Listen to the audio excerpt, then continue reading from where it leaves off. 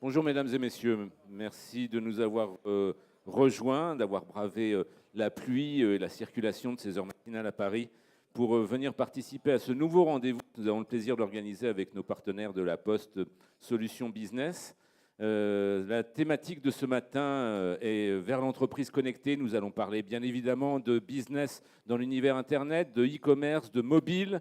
Nous allons parler par ailleurs de data. Nous allons parler aussi de l'évolution de l'organisation, non seulement de la stratégie, mais de l'organisation également des entreprises pour bien se positionner sur cette nouvelle ligne de front du business qui est l'univers Internet et encore plus celui de l'Internet mobile. Je vais avoir le plaisir de jouer les Monsieur Loyal pendant cette matinée. Mon nom est Arnaud Legal, je fais partie de l'équipe de rédaction en chef, ce que j'espère être votre média économique préféré sur le web et l'Internet mobile aussi. Et je vais surtout avoir le plaisir de faire circuler la parole au sein d'un panel d'experts dont les marques sont toutes évocatrices et qui concentrent un important volume d'expérience, de savoir-faire et d'innovation dans les univers que nous allons couvrir ce matin. Nous avons, par ordre alphabétique et qui nous permet effectivement de respecter la préséance, Nathalie Andrieux, qui est DGA numérique du groupe La Poste et présidente de Mediapost Communication, qui est une offre justement packagée pour vous aider, pour apporter des solutions à leurs clients sur ces les nouvelles lignes de front du business. Nous avons François Villeroy de Galhau, qui est directeur général délégué de BNP Paribas et qui porte justement l'une des marques qui représente un des principaux lancements dans cet univers cette année, c'est-à-dire Hello Bank. Nous avons Yves Tirode, qui est directeur général de voyagesncf.com, qu'on ne présente plus dans cet univers Internet. Un autre acteur de l'univers Internet qu'on ne présente plus, c'est Allociné. Nous avons son président-directeur général, Grégoire Lassalle. Et nous avons le président-directeur de Weborama, un expert de toutes ces questions de marketing numérique et notamment de la data, qui est au cœur des sujets de cette matinée. C'est Alain Lévy. Nous allons commencer tout de suite. Je vais parler d'un des principaux lancements de l'année avec vous, François Villeroy de Galhau, puisque la banque en général et BNP Paribas en particulier étaient déjà assez avancés en termes de multicanal. On pourra revenir sur ces sujets avec vous tout à l'heure. Mais là, vous avez franchi un nouveau pas avec le lancement de Hello Bank, qui est une nouvelle offre, plus encore que multicanal, elle est franchement digitale et même mobile. Pourquoi est-ce que vous avez franchi ce pas et pourquoi le faire maintenant ? D'abord, bonjour à tous et merci de m'accueillir. Ça m'a permis déjà de découvrir une personnalité trop méconnue qui est Roland Bonaparte, qui donne son nom à ce salon. Je ne sais pas si certains d'entre vous savent qui il est, je ne sais toujours pas, mais je vais creuser. Vous devriez pouvoir le trouver grâce à Internet si vous avez des smartphones. Je ne suis pas là pour vous parler de Roland Bonaparte, je suis là pour vous parler d'Hello Bank. Et effectivement, la question c'est pourquoi est-ce que une banque reconnue comme BNP Paribas, avec des réseaux d'agences dans 4 pays européens, moi je suis responsable de ce qu'on appelle nos marchés domestiques, c'est-à-dire France, Italie, Belgique, Luxembourg, puis un peu l'Allemagne, pourquoi tout à coup cette banque décide de lancer une deuxième marque avec des ambitions de clientèle qui vont rester évidemment minoritaires par rapport à son réseau installé. Alors ça a été une décision stratégique lourde pour nous, mais ça a été finalement une décision claire. Bon. Je dirais qu'il y a d'abord un postulat général, c'est que quand il y a une hésitation par rapport à une innovation qui se profile, on essaye toujours d'être du côté de l'innovation. Nous l'avons montré, je crois, dans notre dispositif vis-à-vis des entreprises, nous l'avons montré du côté des paiements. Il y a énormément de choses qui vont bouger dans le monde des services financiers. Les banques ont quelquefois une image peut-être un peu institutionnelle. Nous sommes persuadés que la banque de détail va plus bouger dans les 5 ans qui viennent que dans la décennie précédente, alors même qu'on n'est pas resté les deux pieds dans le même sabot. C'est le modèle multicanal dont vous parliez. Sur la banque digitale, qui est la rupture que représente Hello Bank, nous sommes partis d'une analyse des comportements de nos clients, c'est-à-dire de nous tous, puisqu'on est tous clients bancaires. La première rupture qu'on avait connue, on peut la situer à peu près au tournant des années 2000, c'est le modèle multicanal. Le modèle multicanal, c'est probablement celui que nous pratiquons à peu près tous dans cette salle. Nous sommes rattachés à une agence, quelle que soit notre banque. Nous y avons notre compte, nous y avons un conseiller attitré, ça peut être d'ailleurs un centre de banque privée pour un certain nombre d'entre vous. Mais au fond, nous allons de moins en moins souvent dans notre agence. Je pourrais faire mon sondage favori, qui est de demander parmi vous quels sont ceux qui ont été dans leur agence bancaire dans le mois écoulé. Je pense qu'assez peu de mains se lèveraient. Faites plaisir à François Villeroy. Non, je ne vais pas vous imposer ça tout en tenant le café d'une main et le croissant de la seconde. Mais la troisième main se lèverait peu. J'aurais posé la même question il y a 10 ans. Beaucoup plus d'entre nous auraient répondu qu'ils ont été dans leur agence. Qu'est-ce qui se passe ? Il se passe que tout ce que nous appelons le daily banking, ou la banque de flux, ou la banque de transactions, est en train de sortir de l'agence. On ne va plus dans son agence pour déposer un chèque, pour faire un virement, pour retirer de l'argent. On retire de l'argent au distributeur. Bien sûr, ce service existe encore dans les agences, notamment pour les populations les plus âgées, mais le nombre de visites physiques dans les agences a considérablement diminué. Nous avons chiffré cette baisse en Belgique, un pays d'Europe du Nord un peu plus avancé, à moins 50 à moins 80% de visites physiques dans les agences depuis 2007. Ce n'est pas vieux 2007. Là, je ne parle pas de la décennie, je parle de 5-6 ans. Il y a assez peu de commerces qui ont un tel recul de leurs visites physiques. Il y a un deuxième chiffre intéressant sur la Belgique, c'est que dans le même temps, il y a plus 38% de visites en agence sur des actes de conseil à forte valeur ajoutée. Parce que si vous allez voir votre conseiller, c'est parce que vous avez besoin d'un crédit immobilier, d'un placement d'épargne important ou du recrutement d'un nouveau client, parce qu'il y a un certain nombre d'actes, y compris nécessaires sur le plan réglementaire, pour devenir client bancaire. Ça, c'est le modèle multicanal et c'est le modèle majoritaire aujourd'hui et je pense qu'il va le rester pour un moment. La tendance va d'ailleurs se poursuivre à la diminution du nombre de visites physiques dans les agences et à la requalification du contenu de ces visites. Le modèle digital, c'est autre chose. Et je crois que quand nous avons réalisé cette rupture, nous avions déjà éclairé la moitié de la décision stratégique. Le modèle digital, c'est un certain nombre de clients potentiels, notamment parmi les plus jeunes, qui nous disaient « Écoutez, ce modèle avec un conseiller affecté, moi, honnêtement, j'en ai plus besoin. Ce que je vous demande, c'est une offre basique. Alors, je n'aurai pas la partie qualifiée que j'évoquais tout à l'heure. J'aurai une offre simple. J'aurai évidemment des tarifs qui sont plus attractifs. Et ensuite, je me débrouille tout seul. Et vous mettez tout ça en ligne. » Ajoutons-y quelque chose sur le plan technologique, c'est que nous avons voulu concevoir cette banque digitale d'emblée sur les derniers devices, c'est-à-dire le smartphone et la tablette. Il y aura sans doute quelques autres devices dans les prochaines années, mais on s'est situé dans l'après-PC. Et c'est-à-dire, François Villeroy, que c'est une sorte d'arme de première frappe par rapport à vos métiers historiques, par rapport à la structure historique d'une banque avec beaucoup de briques et de mortar ? C'est surtout une autre arme. Qui vise une autre clientèle. Nous l'avons présenté comme une arme de conquête de nouveaux clients.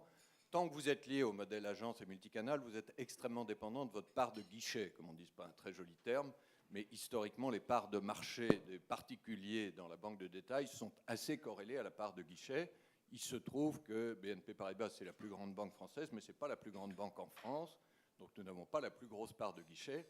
Évidemment, étant challenger, nous avons un intérêt supplémentaire à innover et à trouver une deuxième arme. Alors après, la décision qui a été prise, c'est de le faire sous une deuxième marque, puisque ça n'est pas les mêmes tarifs. Et nous avons fait évidemment un très gros boulot de préparation de l'offre. On a fait une espèce de start-up interne. Quand vous êtes un grand groupe, et je pense qu'un certain nombre d'entre nous peuvent partager cette expérience, le challenge pour innover, c'est de créer une équipe très intrapreneuriale qui vous donne le maximum d'autonomie. C'est ce que nous avons fait avec l'équipe d'Hello Bank. Et on a fait un énorme boulot. Au fond, si nous avons aujourd'hui une réussite dont je crois nous sommes fiers, nous avons fait un énorme boulot d'appropriation de ce projet et de cette innovation par le reste de l'entreprise. Vous voyez bien que quand vous êtes conseiller en agence, l'idée que votre boîte va créer une deuxième marque à côté, purement digitale, qui va s'appeler Hello Bank, ce n'est pas trivial. Bon. Je crois que nous avons bien réussi aujourd'hui le fait qu'en France, en Belgique, en Italie demain, puisque nous lançons Hello Bank début novembre, les collaborateurs du groupe soient fiers de cette innovation. Alors, plugger un nouvel univers digital sur une marque historique, c'est aussi ce que vous avez fait. Ça incarne en fin de compte Voyage SNCF, que vous incarnez vous-même, Yves Tirode. Mais l'expérience Voyage au SNCF, ça a été aussi d'aller au-delà du ce que j'appellerais le périmètre de légitimité historique de la marque SNCF, c'est-à-dire la vente de billets. Aujourd'hui, Voyage SNCF, c'est un portail qui offre du voyage sous toutes ses formes, du pack, et on est bien au-delà de l'univers historique de la marque. Comment est-ce que l'on réussit ce genre d'extension de gamme et puis aussi de disruption par rapport à ce que les anglo-saxons appellent le combat de marque historique? Bon, tout d'abord, bonjour à toutes et à tous. Oui, en effet, ça c'est très très lié au choix qui a été fait par mes prédécesseurs, maintenant il y a plus de 10 ans, de sortir complètement l'activité Internet dans une filiale, et dans une filiale qui s'appelle voyagesncf.com, qui opère en France, mais aussi c'est moins connu, beaucoup à l'international, puisque on fait à peu près 4 milliards de ventes là, cette année, mais dont 700 millions vendus à des non-français. Pas des Français qui partent à l'étranger, hein, des Allemands, des Américains, etc. Et on a 2 marques. Et on a une marque qui s'appelle voyagesncf.com, que vous connaissez tous en tant que Français, bien entendu. Mais ce qui est moins connu, c'est une autre marque qui s'appelle Rail Europe. Je pense qu'on en reparlera après sur l'international. Oui, on reviendra avec chacun d'entre vous du reste sur cette dimension internationale. Alors, il faut que vous compreniez bien l'élément qui est très différent peut-être d'autres modes d'organisation du digital choisis par d'autres grandes entreprises. C'est que nous sommes un pure player, agence de voyage. Nous sommes une agence de voyage. Ça veut dire que notre modèle économique est celui de... Nous vendons plein de produits différents. Alors, on vend beaucoup de trains, parce que c'est notre spécialité, mais on ne vend pas que ça. Et en fait, nous, on est rémunérés par les commissions. Et par exemple, quand nous, on vend des billets de train SNCF, nous sommes rémunérés de la même manière que notre agence de voyage. C'est totalement opposable par rapport aux autres agences de voyage. Alors, ça, c'est très bien parce que ça nous donne beaucoup de flexibilité. Par contre, ça nous demande aussi, pour être profitable, d'aller chercher des revenus complémentaires. Donc, c'est pour ça que nous avions créé, il y a maintenant aussi plusieurs années, des alliances avec un certain nombre d'autres acteurs. Alors, par exemple, nous avons une joint venture avec Expedia. Expedia, c'est la plus grosse agence de voyage en ligne mondiale, hein, qui pèse 34 milliards. Hein, enfin, c'est un géant. Nous avons aussi des alliances avec les chemins de fer suisses. C'est-à-dire qu'en fait, le fait qu'on soit une filiale pure player avec un modèle économique d'agence de voyage fait qu'on a créé plein d'alliances capitalistiques avec plein d'acteurs partout dans le monde. Ça, c'est le premier point. Et pour être une entreprise connectée efficace, il faut aussi travailler en réseau. Voilà. Encore plus dans cet univers-là. Je pense que pour être une entreprise ou un pure player, hein, ce que je représente là aujourd'hui, vous n'avez pas le choix, vous devez être à la fois connecté et global. Si vous n'avez pas des volumes absolument gigantesques, vous n'arrivez pas à être profitable. Alors le deuxième élément qui est complètement lié au monde du tourisme, c'est que quand vous vendez un billet de train ou un billet d'avion, en fait, la rémunération elle est extrêmement faible. Elle est extrêmement faible, donc vous devez, pour pouvoir être profitable, rajouter de la vente de prestations additionnelles. Alors c'est ce que nous faisons. Alors on fait,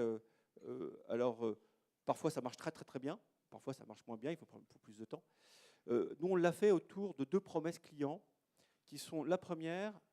Alors notre objectif n'est pas d'être le champion du tourisme pour envoyer les Français dans le Maghreb, à New York ou en Asie. C'est pas ça notre truc. Notre truc, nous, on est une boîte qui est française, et notre objectif, c'est de faire venir l'ensemble du monde en France. Donc on vend la destination France, et ce qu'on essaye de faire aussi, c'est de faire que les Français voyagent en France. Donc c'est pour ça qu'on a packagé un certain nombre de choses dans nos offres.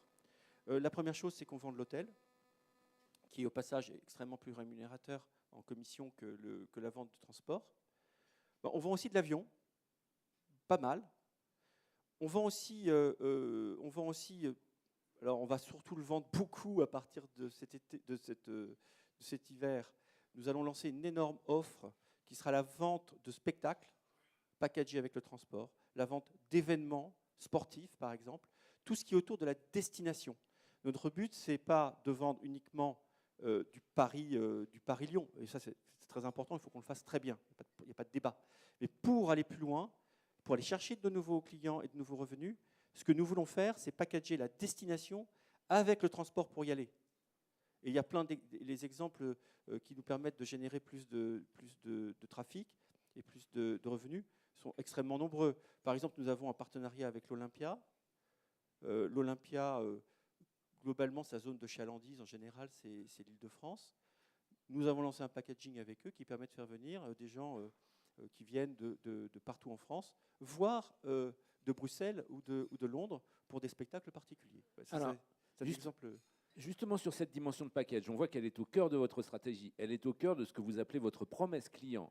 Mais pour qu'un package soit attractif, il faut qu'il soit finement réglé par rapport à ce que l'on sait être les comportements de ses clients. On imagine, ça nous ramène effectivement à ce big data qui est au cœur de cette matinée, de tout un tas de sujets, qu'il y a énormément de données dans tout ça et d'exploitation de ces données. Vous pouvez nous indiquer justement comment vous l'intégrez au cœur de cette stratégie? Nous, les données, c'est un peu notre carburant. Par contre, c'est un carburant qu'il faut manier avec beaucoup de, je dirais, de dextérité et de prudence. La première chose, c'est nous ne pouvons pas utiliser les données qui sont, je vous rappelle, qui ne sont pas les nôtres, elles ne nous appartiennent pas, elles appartiennent avant tout aux clients. Je pense que beaucoup d'acteurs de l'Internet l'oublient. Donc ça, c'est un élément extrêmement important. Et du reste, si nous n'y prenons pas garde, je pense que le client saura nous le rappeler. Donc on utilise ces données de telle manière à lui proposer la meilleure offre au meilleur moment. Donc c'est clair que quand on va vers des domaines qui sont plus éloignés du train, fatalement, on va s'intéresser à, je ne sais pas, vous aimez beaucoup Elton John, ça nous permet de... Et comment savez-vous que j'aime Elton John? Parce que vous nous l'avez dit. Et quand est-ce que je vous l'ai dit en achetant mon billet? Vous nous l'avez dit quand, par exemple, on vous l'a demandé ou qu'on l'a vu sur Facebook ou des choses comme ça. Voilà. Mais on vous demande... Ça s'appelle du data mining, voilà. Alors peut-être, mais en tout cas, ce qui est important, vu de nous, c'est qu'il faut qu'on soit extrêmement... Nous, nos données, pour être très très clair, l'ensemble des données que nous utilisons, elles sont toutes stockées en France. Et du reste, tous nos data centers sont en France. C'est un choix stratégique que nous avons fait pour l'ensemble du monde. Mais ça veut dire que nous appliquons la réglementation en vigueur en France, avec la CNIL, etc., etc. Ce qui n'est pas forcément le cas de tous les grands acteurs d'Internet, qui les mettent parfois dans des endroits où on peut faire ce qu'on veut. Donc ça, on fait très attention à ça. Je pense que c'est un élément Pourquoi? de Parce débat. que ça fait partie de la promesse client aujourd'hui par rapport à ce que vous évoquiez tout à l'heure? Moi, je crois. Je crois que l'utilisation raisonnée des données des clients, c'est un élément extrêmement important. Et que les gens qui ne le font pas ou qui font un opt-in un peu sauvage, je pense qu'ils le paieront à un moment ou l'autre. De pure player en pure player, on va écouter maintenant un premier élément de témoignage de Grégoire Lassalle. Alors vous êtes un pure player du web, historique, un historique du web, avec un modèle publicitaire qui est très puissant. Et derrière, chez vous aussi, on suppose un ciblage très fin pour à la fois répondre aux demandes spécifiques du client final, qui veut savoir ce qu'il en est de tel film dans telle séance près de chez lui, et puis à l'autre bout de la chaîne, un taux de transformation pour vos annonceurs. Aussi avec là, on imagine du ciblage très fin encore une fois. On imagine qu'il y a de la data partout. Où est-ce qu'elle est le plus stratégique et comment essayez-vous de la gérer la plus finement possible? Bonne question. Bonjour, bonjour à tous. Nous, on vit effectivement que de la publicité, enfin à 85% de la publicité, donc il faut essayer de ne pas louper un train, sans jeu de mots. Et en plus, la publicité est en train de bouger d'une façon incroyablement rapide dans ses usages, mais là, on parlera évidemment beaucoup mieux que moi. L'important pour nous, c'est à partir du moment où ce qu'on appelait la publicité classique, le display, pour ceux qui connaissent un peu le web, est en train de mourir, c'est-à-dire qu'il y a de moins en moins d'appétence des clients pour une publicité, ce qu'on appelle les bannières. Parce que c'est plus assez différenciant. Parce que ce n'est pas différenciant, exactement. Et donc, petit à petit, on se tourne vers ce qui pourrait marcher. Donc, à notre sens, il y a deux choses. Il y a la vidéo, qui reste encore une mine d'or potentielle, parce que c'est ce que demande le client. Grâce à la téléphonie 3 ou 4G, ça va plus vite. Et donc, on peut placer une pub avant, les fameux mid-roll, pré-roll, post-roll. Donc, la vidéo, on s'en occupe beaucoup. On a la chance d'être un média cinéma, donc on a beaucoup de vidéos à mettre à disposition de nos clients. Et puis, la seconde partie, c'est effectivement le ciblage. Nous, on appelle ça le ciblage, que l'on peut faire nous-mêmes ou que l'on peut faire avec des professionnels. C'est d'essayer, quand on a, soit dans notre groupe, on a quand même aujourd'hui, dans notre groupe, on a, rien qu'en France, environ 3 millions de personnes qui viennent chaque jour sur un de nos sites, depuis qu'on a rejoint le groupe Fimalac. Et donc, ces 3 millions de personnes, déjà, on peut s'imaginer, on travaille dessus, de faire circuler une personne, et en connaissant ce qu'elle a fait, sa façon de se comporter, on va lui répéter, ou pas d'ailleurs, les messages. Et puis après, indépendamment de notre propre groupe, on a affaire à des agences qui, elles aussi, vont essayer de faire circuler, d'essayer d'aller chercher le client, mais Alain l'expliquera mieux que moi, de pouvoir maximiser. Et donc, pour un client qui s'appelle carte noire ou quel qu'il soit, c'est effectivement un truc qui va payer plus cher, mais qui a une vraie valeur ajoutée, puisqu'on sait exactement quelle typologie de client, à quelle typologie on va s'adresser. Je rebondis sur votre on fait circuler ou pas la publicité. Comment est-ce que vous gérez en fin de compte l'un des nouveaux risques en matière de relations clients que l'on rencontre dans cet univers Internet, qui est celui du too much, d'une publicité, de messages qui soient trop intrusifs et qui finalement crée plutôt de l'animosité, voire du rejet chez le client. On imagine que chez vous, la voie est pour le moins étroite. Mais nous, on dit souvent qu'on est un petit peu un arbre de Noël, c'est-à-dire avec beaucoup de guirlandes dans tous les sens. On a la chance. Mais ça peut être une indigestion parfois. C'est possible. On a juste une chance chez Allociné, c'est qu'on est un site cinéma, par définition, et que la publicité cinéma pour 9 clients sur 10, internautes sur 10, n'apparaît pas comme de la publicité. C'est-à-dire quand ils voient une affiche de Georges Clooney, une photo ou une bande-annonce de cinéma, c'est pas pareil que s'ils voient une voiture ou un contrat d'assurance. Oui. On a cette petite chance. Néanmoins, on fait bien attention à ça. Donc il y a deux choses. Il y a l'exposition publicitaire sur nos pages. Est-ce qu'on met 1, 2 ou 3 publicités, bouge-t-elle ou pas, sont-elles vidéo ou pas? Première chose. Et la deuxième chose, c'est par rapport à chaque internaute, à chaque visite, on a ce qu'on appelle un capping, c'est-à-dire à combien j'expose monsieur, la même publicité Lacoste ou BNP, combien de fois on va lui imposer sur une même session. Donc il y a des sites qui vont à volo et qui vont le mettre à toutes les pages. Il n'y en a pas beaucoup, mais ça existe.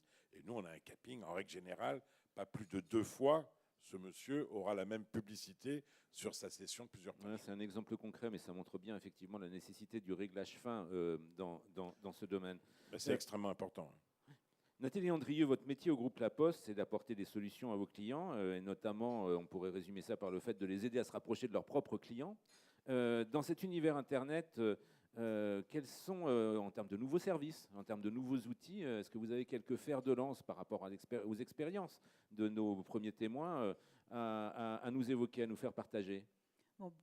Bonjour à tous, tout d'abord. Alors, avant de répondre à votre question, si vous permettez, moi, ce qui m'a frappé dans ce que je viens d'entendre, c'est à chaque fois, on parle beaucoup plus client qu'avant. Et je pense que le sujet, c'est vers l'entreprise connectée. Et je trouve que jusqu'à présent, on disait le client, il faut le mettre au centre. Donc, on avait des grandes réunions. Le client est au centre, c'est lui qui nous paye. Le client est au centre. Puis, une fois qu'on avait mis au centre, on oubliait qu'il était là. Et puis, on parlait de nous. Et là, on voit qu'à chaque fois, c'est le client qui choisit, le client qui veut, le client... Et je trouve que ça, c'est la révolution qu'on est en train de vivre. C'est le client au centre. Et c'est un peu une révolution sociétale, finalement, parce qu'on est passé, pour ceux qui sont numériques ou informatiques avant, à un système qui était extrêmement descendant, avec des gros mainframes et des postes de travail absolument sans aucune intelligence, à une logique de client-serveur, à une logique maintenant de peer-to-peer avec des machines qui tiennent là-dedans et qui sont plus puissantes que bien des choses. Et pareil en ce qui concerne Internet, où on est passé de vraiment la diffusion en masse d'informations. D'ailleurs, Internet, par ce biais-là, a été d'abord un des premiers médias de masse et en même temps la capacité d'être très ciblé, donc en cassant cette barrière entre above the line et below the line. Et puis, en allant plus loin avec le Web 2.0, en devenant collaboratif, et maintenant, ce qui compte, c'est le nombre d'avis qu'on a, le nombre de followers. On a plus confiance dans les avis des gens qu'on ne connaît pas que quand les publicités classiques de la marque. Donc, on voit bien que le client, il n'est plus au centre, ou alors il est plus que jamais au centre. Oui, il a pris le pouvoir, quoi. Comme le disait le patron de Walmart, le vrai patron, c'est le client. Voilà, mais là, maintenant, c'est vrai, quoi. Je pense que pendant longtemps, on l'a dit et puis on l'a oublié. Et là, voilà. Et puis alors, La Poste, parce que vous parlez de ne pas rater un train, donc moi je peux dire comme une lettre à la Poste, on fait ce qu'on peut à cette heure-là du matin. Ça part bien, je vous confirme. Voilà. Mais La Poste, c'est vraiment ça, on est passé de l'usager au client, et maintenant là aussi on sait qu'on a un client qui a le choix. Et donc à partir de là, et à partir du moment où on met le client au milieu, ce qui compte c'est la connaissance client. Et donc, c'est pour ça qu'on arrive au data. Ce n'est pas data ou non-data, c'est connaissance client ou connaissance client. Et on ne pourra rien faire sans la connaissance client. Donc, l'important, c'est bien de créer une relation. On n'est plus dans du marketing one-shot, on n'est plus dans la publicité descendante, on n'est plus dans la masse, tout le monde devant le 20h de Claire Chazal sur un canapé en randonnion. on est dans la personnalisation, dans ce qui intéresse le client. Et le fait de créer une relation au client, ça implique deux choses. Cette relation, elle est forcément multicanale, on en a parlé, cross-canal, multicanal, c'est la façon dont on les intègre. Et la deuxième chose, elle passe sur la data, sur la connaissance client. Et là, encore une fois, je fais une différence entre data et connaissance client parce qu'on peut avoir beaucoup de données et pas savoir l'exploiter. Vous en avez parlé tout à l'heure avec le Oui, data mining. c'est bien de rappeler dès le début qu'une donnée n'a de valeur que si elle est effectivement analysée et exploitable. Si elle est analysée et exploitée. Et donc, tout ce qu'on veut, nous, c'est de dire, pour créer une relation, il faut qu'on soit multicanal et il faut qu'on ait des outils et qu'on soit tourné autour de la data. Et c'est le chemin qu'a fait Mediapost Communication. Alors, comme ça me permet, si vous le permettez, de faire tout de suite une petite insertion parce que nous avons un nouveau directeur général à Mediapost Communication qui est dans la salle, et donc ça me donne l'occasion de vous le présenter. Donc c'est Jérôme Toucheboeuf qui est là. Faites un petit signe Voilà. de la main. Je peux... Voilà, Jérôme. Il est là. Voilà. Donc, ça pour le fait networking à la fin, c'est dans cette direction. C'est là. Ça fait 6 semaines qu'il est là, il connaît tout. Donc n'hésitez pas à aller lui poser toutes les questions. Puis si jamais ce n'est pas le cas, vous revenez me voir après, hein, on est d'accord. Donc voilà, donc ravi de vous le présenter parce que justement, le fait que Jérôme nous ait rejoint, c'est parce que Mediapost Communication a fait tout un chemin en passant du offline au online et justement aujourd'hui place la connaissance client au centre avec des outils qui vont du offline classique jusqu'au online. Alors vous êtes très branché, je crois, pour rentrer un peu dans les détails techniques, vous êtes très branché Open Data avec un partenariat Data Connection. Ça signifie quoi pour vos clients ensuite? L'open data ou le client? Le client. Non, l'open data et toute cette dimension. Oui, forcément, le client, il est partout. Mais cette dimension open data. Alors, ce que ça signifie, c'est, je crois qu'on a compris, qu'on ne peut plus faire les choses seul et qu'il faut s'ouvrir. Et que finalement, le plus important dans le mot open data, c'est le mot open. Et c'est s'ouvrir, c'est à la fois... Mais je crois qu'autour de nous, on a des experts qui travaillent avec tout un écosystème en donnant des données et en permettant à un écosystème de s'en emparer pour développer des applications qui sont utiles là aussi pour le client.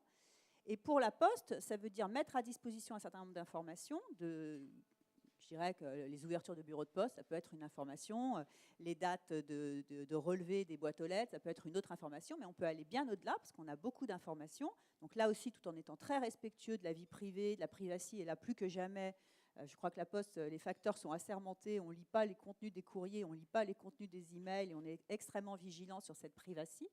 Mais c'est la conviction qu'on ne peut plus faire seul, même si on s'appelle La Poste, même si on est le premier employeur de France après l'éducation nationale, même si on a 260 000 personnes, ben non, on ne peut plus faire seul, on ne doit pas faire seul, et on doit travailler avec un écosystème, on doit s'ouvrir, que ce soit sur les datas ou que ce soit sur les applicatifs. C'est-à-dire que vous travaillez en réseau justement sur l'exploitation de ces données, leur enrichissement, pour apporter justement des solutions de plus en plus fines, de plus en plus personnalisables à vos clients, pour leurs clients à eux?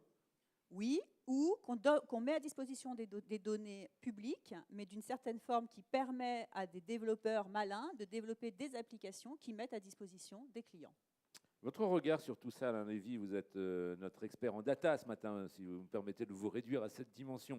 Mais les expériences de nos témoins, elles vous inspirent quoi? Ce sont juste des bons élèves, des role models, comme disent les anglo-saxons, avec des stratégies particulièrement fines et des moyens un peu au-dessus de la moyenne, ou on touche là à des nouvelles lignes de front du business? Vous le voyez comment? Bonjour. Je crois que c'est assez intéressant ce qu'on vient de voir en quelques minutes, puisque finalement, on a évoqué l'ensemble des problématiques importantes du moment. Et qui sont plus simplement des problématiques digitales, comme on avait l'habitude de les cantonner, mais aujourd'hui, ce sont des problématiques stratégiques d'entreprise. Le numérique est partout, donc la question des terminaux et de la mobilité, on a vu ça. On a vu la question pour les pure players de la nécessité, la course à la taille et à l'efficacité sur les marges, et comment est-ce que la data peut contribuer à améliorer ce petit pourcent qui fait la différence, les formats avec Allociné, les questions de privacy, les questions de data. Donc je crois qu'on a toute entreprise aujourd'hui, qu'on soit pure player, qu'on soit un grand acteur, qu'on soit un nouvel entrant, doit aborder l'ensemble de ces questions parce que la stratégie de l'entreprise sera basée autour de ces questions. Au plan donc de mon domaine d'expertise, si vous voulez, moi je rappelle que Weborama, c'est une entreprise technologique qui a développé une plateforme qui permet de piloter le média par la data. Bon, qu'est-ce que ça veut dire? Aujourd'hui, il se passe 2 éléments importants qui sont tout à fait structurants, à mon avis, de la discussion qu'on a là. C'est d'une part le développement des technologies big data. Donc la data, c'est pas quelque chose de nouveau, hein. La Poste travaille avec la data depuis Mathusalem, et donc on n'a pas inventé la data, et personne n'a la prétention d'avoir découvert la data. En revanche, les technologies digitales qui se sont développées dans les dernières années font qu'on peut manipuler, organiser, stocker cette data de manière extrêmement efficace et à des coûts raisonnables. Point 1. Point 2, notre écosystème de la publicité digitale a considérablement évolué récemment, avec notamment la mise en place de toutes les technologies temps réel, ce qu'on appelle le RTB, les ad exchange, etc. Alors, il y a beaucoup de termes barbares et on est des spécialistes dans notre univers pour essayer de fermer et de mettre des palissades autour de nous pour qu'on ait l'air très malin. Traduisez-nous pour ceux qui ne sont pas effectivement en train de gérer du voilà. RTB ou de l'adexchange tous les jours. En valeur d'usage, ça change Alors, quoi? en valeur d'usage, qu'est-ce que ça change? Ça veut dire que la promesse, le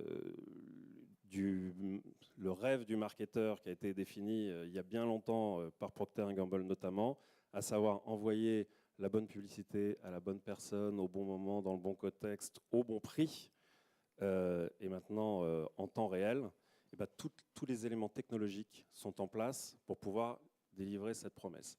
Et du coup, ça veut dire que avec un élément important qui sont ces petits outils qui permettent surtout de la recevoir à la bonne personne, de la recevoir partout. C'est ça aussi qui change la donne. Voilà, c'est tout ce qu'on a discuté jusqu'à présent qui fait qu'on est aujourd'hui avec à la fois la possibilité de le recevoir dans le bon format, sur le bon terminal, mais aussi en tenant compte de qui est la personne qui est derrière ce terminal. C'est-à-dire que quand on est, pour donner un exemple extrêmement simple, vous êtes 2 personnes qui êtes connectées sur le même site au même moment, alors ça peut être en mobile, au même moment, eh bien vous allez avoir des publicités qui seront différentes, qui n'auront pas été achetées au même prix et qui tiendront compte d'un très grand nombre de facteurs, la météo, l'endroit où vous vous trouvez et votre historique de surf. Alors, on voit bien que l'un des changements, tout de même, c'est que jusqu'à présent, on pouvait considérer peut-être que la donnée était un outil. Tandis que maintenant, si on veut être à l'état de l'art, elle doit être au cœur de la stratégie, ce qui n'est pas du tout la même chose. Est-ce qu'au-delà des témoignages que nous avons pu partager ce matin, est-ce que vous avez, en benchmarkant l'ensemble de l'écosystème aujourd'hui, des expériences qui vous ont particulièrement marqué, d'entreprises qui sont particulièrement avancées en ce domaine? C'est une question extrêmement vaste.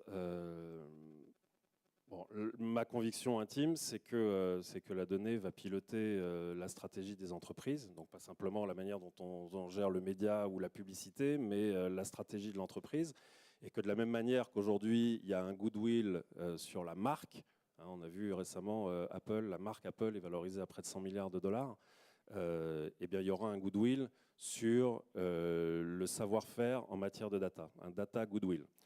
Alors comment est-ce qu'on le produit? Est-ce que moi j'ai des exemples d'entreprises qui abordent ce sujet de manière intéressante?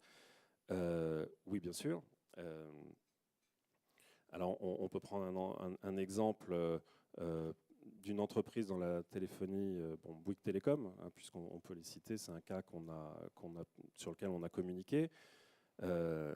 Donc qu'est-ce qu'on a fait en 2 mots, et je vais essayer d'être concis. On a récupéré les données médias des campagnes Bouygues Télécom. Donc, tel internaute a été exposé à la publicité, il a cliqué, il a transformé. On a couplé ces données avec nos propres données, les données de Weborama. Donc, on a une base de données qui donne socio-démo et comportement selon 200 critères. Donc, on a créé une grosse base de données pour le client. On a observé le comportement des internautes pendant 45 jours, et on en a déduit et on a créé pour ce client une segmentation de l'ensemble des internautes les plus sensibles à certaines de leurs offres. Ils ont ensuite piloté, donc ils sont allés acheter du média sur ces cibles exclusivement, et on a mesuré avec McKinsey un uplift, enfin une augmentation du taux de transformation, une multiplication par 3 du taux de transformation. D'accord. Et c'est pas rien dans l'univers Internet. Oui, bah, c'est important. Alors, on ne va pas détailler l'ensemble des stratégies, mais il y a énormément de stratégies à mettre en place. Donc, en voilà une qui donne des résultats. Donc là, on couple des données propriétaires, on reviendra sur la notion de propriété probablement, mais des données de la marque avec des données extérieures pour créer des segmentations. Un autre exemple, par exemple Disney. Alors simplement en exploitant le Disney, Euro Disney, en exploitant les données des visites sur son site, donc c'est les propres données de trafic sur le site, on a segmenté en différentes catégories de visites. Et donc on a organisé finalement le trafic et la manière dont Disney communique sur son site en fonction des différents profils et avec de la même manière des résultats qui sont extrêmement favorables. En Angleterre, on parlait d'Elton John tout à l'heure pour Ticketmaster. Donc, on analyse les visites et les ventes de billets pour certains artistes sur le site. Et en fonction de proximité d'artistes avec d'autres, on va promouvoir auprès des gens qui sont allés et qui ont acheté un ticket pour Elton John, on va leur proposer George Michael ou je ne sais quoi. Voilà, donc et bon, ça c'est l'aspect, je vais terminer très vite, mais ça c'est l'aspect technique. Mais pour pouvoir absorber ces techniques au sein d'une entreprise, on voit que ça mobilise beaucoup de différents départements. Ce n'est pas simplement le média, c'est aussi l'ensemble de l'entreprise qui doit évoluer dans sa culture. On peut voir, par exemple, on travaille avec la Poste sur ce type de sujet. Bon, ben voilà une entreprise, on a dit 260 000 employés. Aborder ce type de sujet et mettre ça au centre de la stratégie, ça ne se fait pas du jour au lendemain. Ça veut dire disséminer au sein de l'entreprise la notion le client au centre et la notion le digital est un moyen d'arriver à ses fins. Et ben, voilà un exemple d'entreprise qui va dans cette direction. Ça rejoint effectivement le projet que vous évoquiez tout à l'heure, François Villeroy. Je vous voyais aussi approuver lorsque Alain Lévy évoquait l'idée que dans le jeu de la concurrence, à l'avenir, il y aura un data goodwill, c'est-à-dire que ce sera un facteur de différenciation et un facteur de conquête de parts de marché.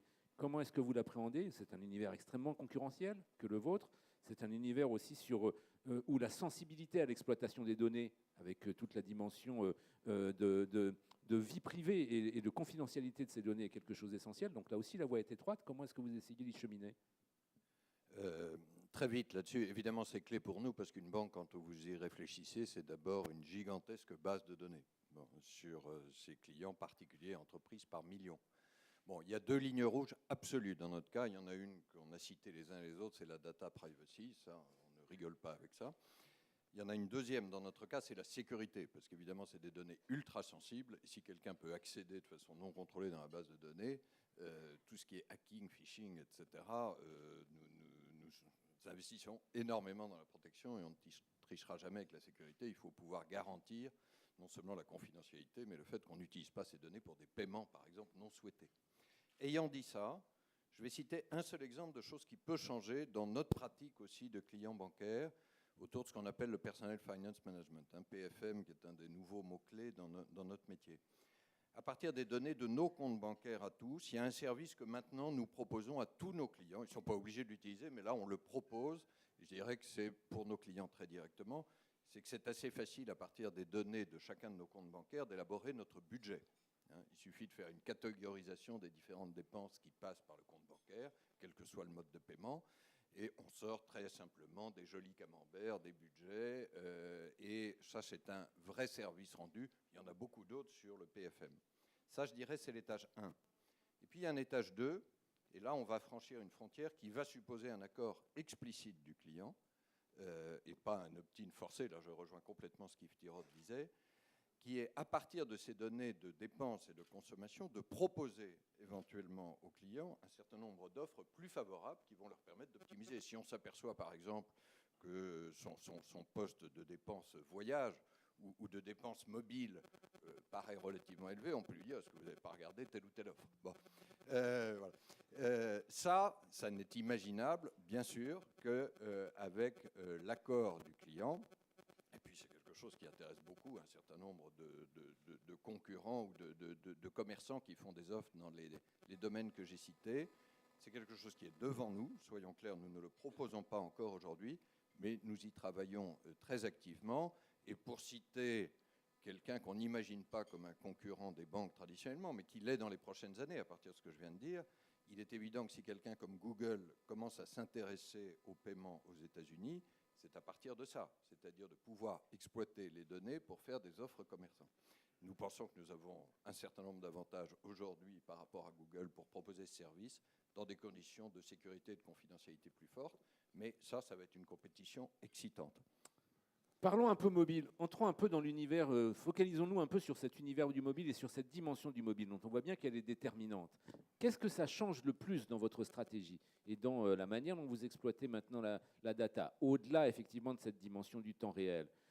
Pour partir de notre expérience à nous dans l'univers des médias, ce que ça chamboule entre autres, ce sont les temps de consommation, les moments de la journée où se passe la relation client. Dans l'univers de la banque et dans vos univers respectifs, qu'est-ce que ça impacte le plus? François Villeroy. Oui, peut-être pour aller très vite, comme je le disais tout à l'heure, on a voulu concevoir Hello Bank directement comme une banque mobile native. C'est la banque de l'après-Internet. Bien sûr, Hello Bank est disponible sur Internet, mais on sait tous que concevoir les applications de demain sur PC et sur Internet, ça serait une vraie erreur. Facebook a d'ailleurs eu des vrais problèmes il y a 2 ans là-dessus. Alors, qu'est-ce que ça change? Ça change beaucoup de choses. Je vais me limiter à 2 exemples. Le premier, il est tout bête, c'est qu'évidemment, ce n'est pas la même surface d'écran. Bon. Alors, pourquoi je dis ça? Parce que bon, j'ai été dans la Silicon Valley, comme beaucoup d'entre nous. On a été voir des acteurs non bancaires. Et il y a 1 an à peu près, bon, j'étais chez Apple et je vous raconte une rencontre qui nous a un peu frappé. Là, on était 3 ou 4 de BNP Paribas. Avec John. Alors, John est un quinca en blue jean et basket, sympathique. C'est un uniforme et chez son eux. titre, oui, c'est un uniforme, mais chez un quinca, je trouvais ça encore plus sympa. Son titre officiel, parce qu'il a une carte de visite papier, c'est le Technology Evangelist, je cite, d'Apple. Et John nous a expliqué comment faire Great Apps sur Apple. C'était des apps non bancaires, mais pendant 1 heure, avec tout l'enthousiasme d'un Américain, il nous a présenté toute une série d'apps. Et ça se terminait à chaque fois par la même phrase que je vous cite, c'est « It's simple, it's fun, it's cool ». Bon. Et quand vous entendez ça 10 fois, l'enthousiasme est assez communicatif. John avait un message qui est de dire, d'habitude, vos informaticiens, ils conçoivent une offre sur écran comme une offre à choix très large. Sur mobile, le conseil que je vous donne à vous, futur Hello Bank, c'est que vous allez avoir un parcours client central. Celui-là, il faut qu'il soit unique et qu'il soit une expérience extraordinaire. Donc, approfondissez et là, soignez énormément le design et l'ergonomie. Et puis, si le client veut choisir des voies latérales, bien sûr, il peut, mais c'est à lui de gérer la complexité à ce moment-là. C'est tout bête ce que je viens de dire. Mais je vous assure que des informaticiens, je ne sais pas comment c'est chez vous, mais des informaticiens bancaires, ils pensent plutôt le contraire. C'est-à-dire qu'ils sont extrêmement fiers. Apparemment, il n'y a pas que, il y a des bruissements dans la salle. Voilà. Nous aussi, d'ailleurs, hein, ils sont extrêmement fiers quand, sur une offre, alors évidemment, c'est plus facile sur le grand écran de l'ordinateur, ils vous proposent plein d'options partout. Voilà. Deuxième différence, elle est peut-être encore plus substantielle, c'est qu'évidemment, le mobile, je l'ai tout le temps et partout avec moi. Ça veut dire une chose extrêmement importante. C'est que ça ne peut pas être simplement une offre de transaction. Demain, je vais réaliser mon paiement sur mobile. Mais si je me limite à ça, je vais probablement être un peu pauvre. Autour de l'offre transactionnelle, le daily banking dont je parlais tout à l'heure, hein, qui est quand même notre première mission, il faut que je puisse offrir un bouquet de services dont le client a besoin à ce moment-là, à cet endroit-là. Alors évidemment, ça tourne beaucoup autour de la géolocalisation sur laquelle on travaille, mais ça tourne autour du PFM dont je parlais tout à l'heure, hein, le financement de données, ça tourne autour d'une offre de crédit qui va pouvoir exister. Voilà. Donc nous travaillons énormément. Nous avons lancé, avec la Banque Postale d'ailleurs et la Société Générale, un portefeuille sur mobile qui s'appelle Paylib, hein, IEM Wallet. Nous l'avons lancé il y a 3 semaines. Nous travaillons évidemment chacun, on prend une certaine avance avec ce portefeuille sur mobile, qui est un des premiers aujourd'hui disponibles sur le marché français, puis qui est donc interbancaire, mais nous travaillons à offrir une gamme de services autour de ce wallet, parce qu'avec le mobile, il faut pouvoir offrir un maximum de services à tout moment. Voilà. Et le Make It Simple de John nous renvoie à Léonard de Vinci qui disait que la simplicité est la sophistication suprême. Yves Tirode, la dimension mobile, qu'est-ce que ça change? Nous, ça a été une autre grande révolution il y a 3 ans. Il y a 3 ans, on a décidé de créer une équipe dédiée pour développer nos offres sur mobile. Alors surtout, ce qu'on a fait, c'est qu'on a surtout, moi je voulais surtout pas que les gens du web commencent à faire du mobile. On aurait été très très mal barré si on avait fait ça. Pourquoi? Parce que c'est pas la même culture vraiment. C'est pas Bah les non, mêmes- parce qu'en c'est pas le fait, même câblage. globalement, ils m'auraient exporté sur le mobile la complexité du web. Et en fait, le web, il est par construction très exhaustive et assez fouillis, parfois trop du reste. Le mobile, c'est l'inverse, hein. Comme vous le disiez, je pense que la règle de base, c'est que la promesse client sur le mobile, elle doit être extrêmement précise, en particulier à cause des applications. Et d'une manière générale, je pense qu'il faut vraiment, quand on est sur le mobile ou les tablettes, hein, sachant que les usages sont quand même assez différents, il faut quand même différencier ce qui est le browsing sur tablette ou La mobile. navigation. La navigation, excusez-moi. La navigation, qui est quelque chose que moi, je ne considère pas dans ce que je vais vous dire là. Je parle des applications que vous téléchargez. Quand vous téléchargez une application spécifique sur un mobile ou sur une tablette, la promesse de l'application doit être extrêmement claire, extrêmement précise et pas trop vaste. C'est pour ça que nous, par exemple, on a décidé, quand on l'a lancé, c'était pas facile en termes d'impact sur les revenus, de n'avoir que le train. Alors c'est l'inverse de ce que je vous disais au début. On n'a mis que le train, rien d'autre. Et on le tient. Et là, on lance une nouvelle application qui fait que de l'hôtel. Puis après, on fera une autre application qui fera peut-être que des itinéraires qui seront plus multimodaux, où on mettra tous les modes de transport. Mais ça, c'est très très important, parce qu'en fait, la bataille qui commence sur le mobile, c'est la bataille des applications. C'est-à-dire que vous téléchargez une application pour un usage, pas deux. L'Internet, de toute façon, il n'y a de la place que pour les premiers. Donc si vous êtes le premier sur un usage précis, vous avez gagné. Et puis si en plus, votre application est très bonne et que les clients l'utilisent tous les jours, vous avez gagné un autre point très important sur Internet, qui est que vous n'avez pas besoin de racheter du trafic pour que le client vienne régulièrement. Nous, dans le milieu du tourisme, c'est peut-être le milieu qui achète le plus de mots-clés dans le monde. C'est des montants absolument gigantesques. Quand le client l'a téléchargé une fois, que votre application elle est bonne, qu'elle est très précise, en termes de modèle économique, c'est extrêmement, extrêmement efficace. Voilà, donc ça, aujourd'hui, ça marche bien, hein. Nous, on est très très contents de nos résultats sur mobile parce que, au-delà de ça, ça nous a permis, je pense que depuis 2-3 ans, si on n'avait pas fait le mobile, en France, on n'aurait plus fait de croissance. C'est-à-dire que le web commence à se stabiliser et le mobile, c'est toute la croissance incrémentale. Parce que ça nous a permis d'aller chercher des nouveaux clients. En fait, grosso modo, on avait quand même une population cliente qui était plutôt assez féminine, plutôt familiale. Quand on a lancé le mobile, on a attaqué deux populations qu'on n'avait pas. La première, c'est tout ce qui est autour des quadras CSP+. Là, c'est les tablettes. D'être très très clairement les tablettes, avec des pics d'usage qui, comme par hasard, alors sur le web, alors c'est assez étonnant, hein, les pics d'usage, je le vois dans mon bureau parce que j'ai le trafic en temps réel sur tout le site. C'est quand même pas mal pendant les horaires de travail. Hein. Quand même. Je vous confirme. Quand même. Alors on a une grosse pointe du reste sur le web, c'est le lundi matin, en revenant de week-end. Oui, on gère son blues, quoi. On pense au week-end Alors, suivant. on le voit, hein, c'est très... Alors c'est marrant parce qu'entre l'international du reste et la France, c'est-à-dire qu'en France, on a une baisse de trafic entre midi et 2, ben, à l'international, non. Non, mais sur la partie mobile, non, voilà. Sur la partie mobile, en fait, ça nous a généré vraiment du delta business. Et alors, en fait, la pointe de trafic sur tout ce qui est autour des tablettes, c'est vraiment le soir au-delà de 21h. Et la pointe de trafic qu'on a sur le mobile, là, c'est beaucoup plus. Il n'y a pas de pointe, en fait, c'est beaucoup plus plat. Par contre, les populations qu'on a vraiment été chercher avec le mobile, c'est vraiment des jeunes populations. Hein, et ça, c'est ce que nous n'avions pas. Et du reste, je vais vous donner deux anecdotes sur le lancement du mobile qui sont assez rigolotes. Si Allez-y, j'ai le temps, très rapidement. Voilà. C'est qu'en fait, quand on a lancé vous savez, nous, en fait, on a un mode d'innovation avec des remontées clients en permanence. Et quand on l'a lancé, le mobile, on a eu deux problèmes graves à gérer. Des gens très mécontents, hein, qui m'écrivaient pour me dire que ça n'allait pas du tout. D'abord, c'était les militaires, parce que les militaires, dans les casernes, ils n'ont pas de PC, mais ils ont des smartphones. Et quand nous avions lancé nos offres de mobile, à l'époque, nous avions oublié les cartes de réduction militaire. On l'a rajouté. Ils sont contents. C'est une part très importante de notre trafic. Hein. Le deuxième exemple, ciblage, c'est du one-to-one. Voilà. En fait, un peu, vous savez, c'est le genre de truc, mieux vaut co-construire avec le client parce qu'il vous dit des choses intelligentes en général, plus que le marketing. Et puis alors après, il y a le deuxième exemple, c'est les chiens. Les chiens. Est-ce qu'ils ont des smartphones aussi ou il y a quelque chose qui m'échappe? Non, mais Ouais. en fait, on a une population qu'on a été chercher. Alors les chiens des militaires, ceux-là, je sais pas.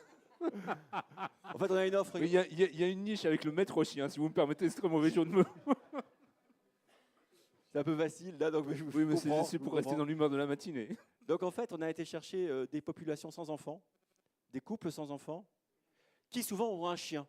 Voilà, donc maintenant on a rajouté, vous pouvez donc évidemment acheter un billet de train pour les chiens, c'est très très bien pour la cible très importante des couples sans enfants et avec chiens.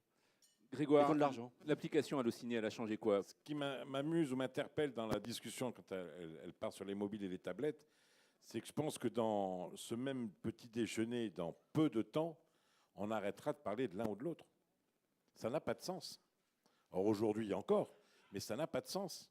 Nous, chez Allociné, on est une toute petite structure, donc c'est plus simple probablement, mais on n'a pas autant de discussions liées autour de PC, mobile, tablette ou smartphone.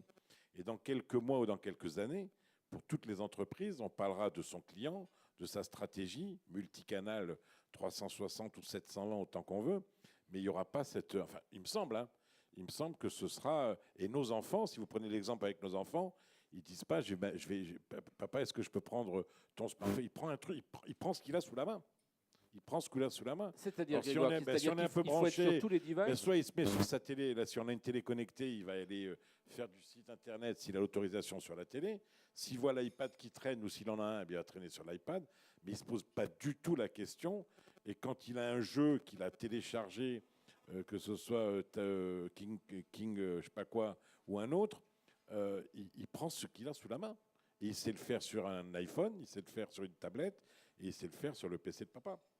Donc ça, je pense que c'est déjà une première, enfin, petite parenthèse, mais je crois que la façon dont les natifs et les enfants et les jeunes se servent maintenant de tous ces outils, il n'y a plus du tout ce réflexe de dire PC, télé connectée, enfin il me semble. Hein.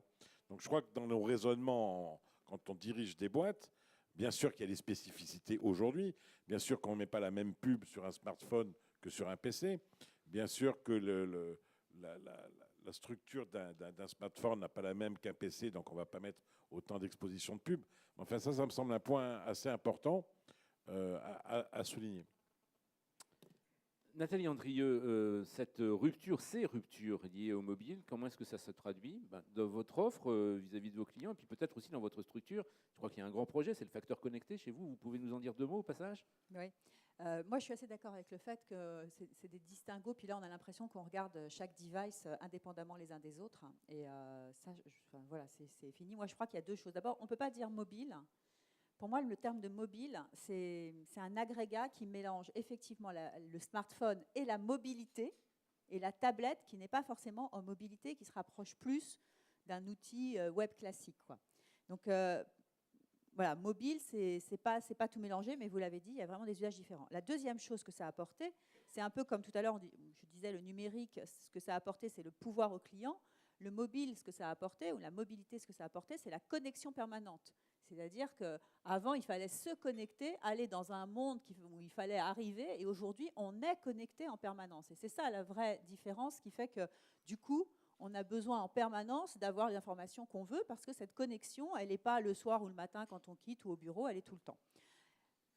Ceci dit, juste une aparté, ce n'est pas parce que je suis la Poste, c'est parce que vraiment, j'y crois profondément. Attention, le client reste profondément multicanal. Et quand on crée une relation avec un client, c'est bien sûr sur des nouveaux outils digitaux, mais il ne faut pas renoncer aux outils qui peuvent sembler passéistes, etc., mais qu'il faut redécouvrir, qui sont le courrier. J'en parle du courrier parce que c'est vraiment le 7e média. Et juste là aussi une anecdote, notre premier client pour le courrier international, donc qui émet du courrier à l'international, notre premier client, c'est Google. Notre deuxième client, c'est Facebook. Voilà. Donc, c'est peut-être moins connu, moins perçu, mais cette nécessité, puisqu'on est dans la relation, puisqu'on parle d'une relation avec le client, quand on parle d'une relation, on ne s'adresse pas à vous tout le temps de la même façon. Et parfois, vous avez besoin d'un email, parfois, vous avez besoin de tweeter, et puis on se connaît sur Twitter, mais parfois, de se rencontrer, c'est bien aussi. Et parfois d'avoir un papier à la maison pour pouvoir le relire, ça marche aussi. Vous avez parlé de Paylib qu'on a lancé effectivement ensemble. Je connais une autre banque avec qui on a travaillé, qui a fait des offres courrier à des adolescents, et ça a marché du feu de Dieu, parce qu'ils étaient super contents d'avoir du courrier et de recevoir une lettre à leur nom à eux, avec à l'intérieur... Pour eux, c'est très différenciant. C'est Voilà. très différenciant. Donc voilà, je crois qu'il ne faut pas... Et ça prouve bien que le plus important, c'est la personnalisation, c'est à qui on s'adresse. Et la singularité. Effectivement. Comme on personnalise, on s'adresse, on connaît la personne, on est sur la connaissance client, et du coup, comme on s'adresse à elle, oui, un jeune, il ne reçoit jamais de courrier. Quand il en reçoit un, il est super content, et ça a un impact terrible. Et le facteur connecté. Voilà, non, ne vous inquiétez pas, je vais y arriver, J'ai envie d'en connaître les secrets. Après, donc du coup, comme on est connecté en permanence, le grand défi de la Poste, c'est de faire converger finalement autour du client 3 réseaux majeurs. Le premier réseau, c'est le réseau de bureaux de poste avec une capillarité extrêmement importante. Le deuxième réseau, c'est le réseau des facteurs qui sont 80 000 à aller devant toutes les maisons de France tous les jours. Et le troisième réseau, c'est le réseau numérique, le réseau Internet, où là, quand même, on est sur la domaine de la confiance en termes de privacy, mais aussi de la sécurité, parce que la confiance, c'est basé aussi sur la sécurité. Et donc, ce que l'on souhaite, et le projet que l'on souhaite, alors, je reviendrai un peu sur la façon dont on essaye de le faire, c'est vraiment de mettre le client au cœur de ces 3 réseaux. C'est-à-dire, effectivement, il peut aller sur Internet et il retrouve l'ensemble des produits. Il va en bureau de poste s'il le souhaite, il retrouve l'ensemble de ses produits, même si on voit bien qu'il y a une désaffection physique des locaux. Mais c'est une désaffection parce qu'en fait, c'est une recomposition du pourquoi on y va. Vous l'avez dit, on y va moins pour du day-to-day, mais par contre, pour du conseil, on y va. Donc là aussi, c'est qu'est-ce que je fais des réseaux physiques. On voit que tous les pure players ouvrent des stores. Hein. Les commerçants deviennent e-commerçants, mais les e-commerçants deviennent des commerçants. Et le troisième réseau, qui est donc le réseau des facteurs, eh bien, tous ces réseaux doivent être connectés. Et donc, pour ça, on met en place un outil qui s'appelle Factéo. On va équiper les facteurs d'un smartphone qui comprendra à la fois une partie qui leur est propre, avec leur propre numéro de téléphone, etc., avec lequel ils pourront téléphoner, une partie qui est très liée à leur tournée, à leur métier, donc qui est très liée au fait que voilà ce qui va se passer, il y a un accident à tel endroit, etc., etc., donc des informations en temps réel, puisque là, encore une fois, on ne se connecte plus, on est connecté, et une troisième partie pour des services nouveaux, parce qu'avoir des personnes qui sont assermentées de confiance et qui passent devant toutes les maisons, qui aujourd'hui s'arrêtent à la boîte aux lettres, mais qui demain peuvent aller jusqu'à la porte, ça a de la valeur. Et pareil en bureau de poste, on a maintenant des tests. D'ailleurs, hier, il y avait une opération, parce que c'est la semaine de l'Innovation Week. Donc, on avait une opération dans un bureau pour montrer avec des blogueurs. On a des tests de tablettes de différents formats, d'ailleurs. Pour des opérations simples, c'est plus petit. Pour des opérations plus complexes, c'est des tablettes un peu plus grandes. Pour que, justement, le guichetier travaille avec le client, donc coopère avec le client ou co-construit avec le client autour de l'outil. C'est juste pour dire, et ça c'est peut-être une différence par rapport à ce que vous avez dit sur Voyage SNCF, mais c'est une différence parce qu'on n'est plus à la même époque. Le pari qu'on fait, c'est de créer ça avec les postiers. C'est-à-dire, nous, on essaye de dire, le garage, il n'est pas à côté de la maison, puis quand on aura sorti quelque chose de bien dans le garage, on ira le mettre dans la maison. Nous, on met le garage dans la maison et on essaye de créer une dynamique autour de ce garage. Et donc, Factéo a été construit avec les facteurs, avec des ateliers facteurs. On dit, qu'est-ce que vous voulez? On les a mis devant des smartphones. On leur dit, alors, qu'est-ce que vous en faites? Et pareil pour les outils des tablettes, ça a été construit avec les guichetiers. Alain Lévy, votre point de vue d'expert sur tout ce qui se passe, voilà, tous azimuts sur ces questions de la mobilité, peut-être sur ce qui ne marche pas encore bien, ce qui n'a pas été optimisé par la plupart des entreprises, et là où il y a peut-être encore aujourd'hui des marques de progression importantes dans un certain nombre de domaines. Où est-ce que vous voyez ces marques de progression, peut-être? Bon, d'abord, je suis assez d'accord sur le commentaire de Grégoire, hein, digital, qu'on soit mobile ou tablette ou télé, peu importe, en France, dans notre monde. Parce que si on va en Afrique, par exemple, ou dans d'autres régions du monde, le mobile, c'est le moyen de connecter avec les individus. Et une statistique qui est quand même assez frappante, il y a aujourd'hui plus de téléphones mobiles dans le monde que de brosses à dents. Donc, voilà, le taux de renouvellement est, on l'espère, un peu moins élevé. Et mais quand même. puisque vous citez l'Afrique, soyons très clairs, le développement effectivement de l'Internet se fera par le téléphone. Voilà. Absolument, absolument. Alors, pour parler data et mobile, on peut citer un exemple de ce qui marche formidablement bien. Une application, alors bon, j'ai rien à voir, malheureusement c'est Google qui l'a racheté, ça m'a beaucoup attristé, mais c'est Waze. C'est une application de GPS communautaire. Oui. C'est un merveilleux petit outil au passage. Merveilleux petit outil parce qu'il tient compte de l'ensemble des mobiles en circulation pour pouvoir définir les vitesses de trafic à tous les endroits, et il va vous proposer systématiquement un itinéraire qui vous amènera le plus vite à votre lieu de rendez-vous. Et il est bon sur les prédictions d'horaire, donc c'est formidable. Je vous confirme. Bah oui, c'est absolument formidable. Évidemment, Google a mis la main dessus. Le nom de Google a été cité. C'est intéressant toujours de savoir si on peut faire une table ronde de ce type-là. Voilà. Bon, Amazon n'a pas été encore cité. Bon, et bravo pour avoir Google comme client, parce que c'est le rêve de beaucoup.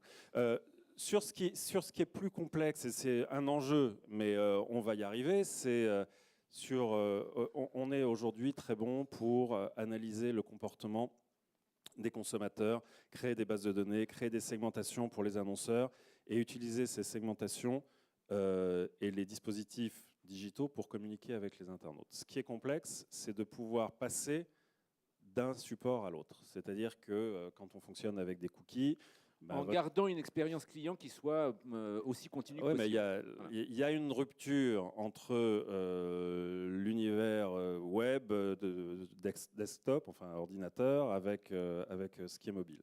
Alors, il y a pas mal de développements technologiques qui vont faire que ça va tomber. Pour l'instant, ceux qui arrivent à résoudre ce problème, ce sont les acteurs comme Facebook ou Apple ou Google qui ont des logs, donc ils savent reconnaître la même personne alors qu'elle est dans des univers différents. On est en train d'évoluer et c'est probablement une des révolutions technologiques importantes des mois à venir. Et c'est un enjeu majeur parce que lorsqu'on observe justement les comportements clients, enfin tout au moins c'est ce qui nous a été rapporté, c'est que si l'expérience cliente n'est pas bonne d'un device à l'autre, la fidélité de marque part vite en fumée. C'est-à-dire que si on est bon sur le mobile mais qu'on n'est pas très bon sur le tablette, ou si on est bon sur le desktop mais que les applications mobiles sont un peu trop lentes à charger, eh ben, le client vote avec ses pieds et ne reste pas sur sa marque même si elle est référente pour lui. Vous confirmez ? Oui, alors dans la mesure où je peux le confirmer, c'est plus là un point de vue d'utilisateur que ce que vous appelez expert. Hein. C'est évident que, et je crois que sur le mobile, on est particulièrement exigeant. Ça renvoie au point de nos amis. Quand on n'a pas ce qu'on veut tout de suite et quand on n'a pas le confort immédiat, on s'en va. On ferme l'app, voilà. Oui, mais bon, voilà, les acteurs qui sont là l'ont bien compris et tous dans leur niveau de compétence. Il y a un autre point sur lequel je voudrais vous entendre, c'est la dernière étape, en fin de compte, de cette table ronde, avant éventuellement quelques questions de la salle, si vous avez des questions qui vous brûlent les lèvres, c'est cette dimension de l'international. Vous l'avez en commun, vous êtes présent sur plusieurs marchés. Comment vous avez géré ça? Parce que ça semble presque antinomique, le fait de vouloir faire du one-to-one, du très spécifique, et de gérer des marchés divers, donc autrement dit un facteur interculturel. Vous le faites comment? Yves Tirode, Voyage SNCF, vous l'avez fait comment? Vous m'évoquiez hors antenne le fait que la plateforme stratégique, le développement, il est en France. Vous pouvez nous expliquer comment vous avez adapté votre structure à ces ambitions sur des marchés divers? Historiquement, d'abord, on avait plein de filiales qui étaient un peu disséminées, qui ne faisaient pas forcément que du digital, du reste. Hein.